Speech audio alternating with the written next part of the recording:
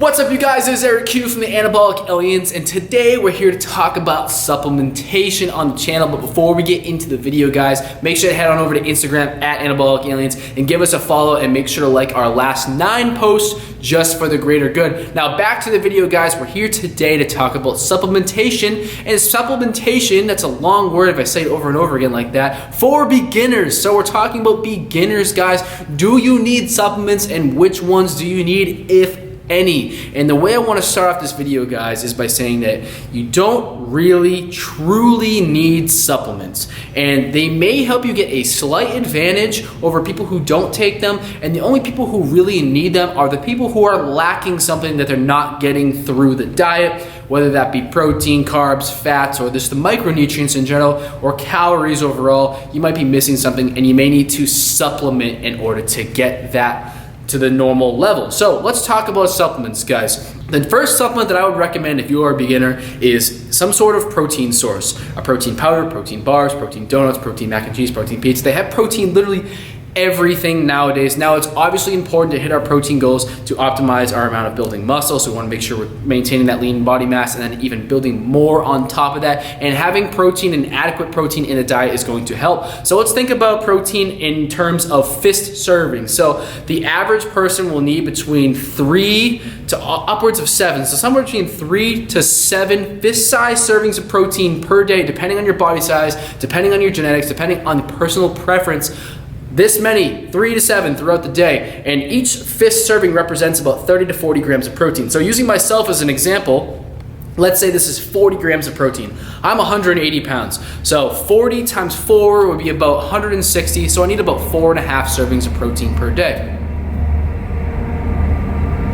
That is a train going by. So in order to make sure you're hitting your protein goal and you're not getting those fist-sized servings throughout the day, you're going to have to supplement in some protein to make sure that you're going to hit your goals. So let's say it's the end of the day. I need personally about 4.5 fist-sized servings a day, and maybe I've only had about 3. So now I take about 1.5 scoops of your typical protein powder, supplement that in right before I go to bed, maybe after dinner, sometime like that, and then all of a sudden my protein goals are hit. Now, protein has a whole host of other benefits other than just building muscle, like helping reduce the chances of cancer. I know, like, everything, it seems like everything healthy reduces the chance of cancer. It's obviously a good thing, obviously, but it also helps boost our immune system, and it just helps regulate a whole bunch of bodily functions, guys. So having adequate protein is essential, and if you're going to purchase something, my first recommendation would be to get that protein powder or protein source. Number 2 on the list, guys, is going to be creatine. Now, creatine is one of the cheapest supplements on the market, and it's creatine monohydrate or micronized creatine form. Now, this form is also the most tested and studied, so it's the most proven to work. So there's been 0 side effects